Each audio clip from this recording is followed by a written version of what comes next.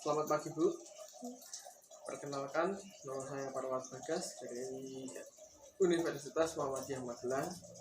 Di sini saya akan melakukan tindakan keperawatan yaitu pengambilan sputum yaitu dahak untuk pengecekan laboratorium adanya penyakit yang ada di ibu.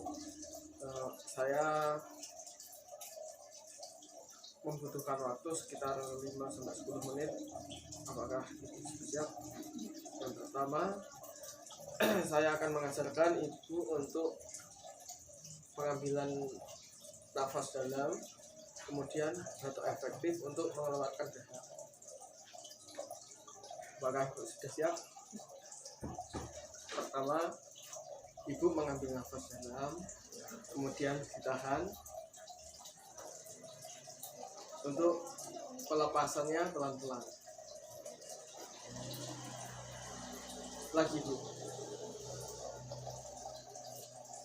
Nah, kemudian untuk batuk efektif, ibu bisa ambil nafas dalam, kemudian ditahan, lalu ibu bisa batuk.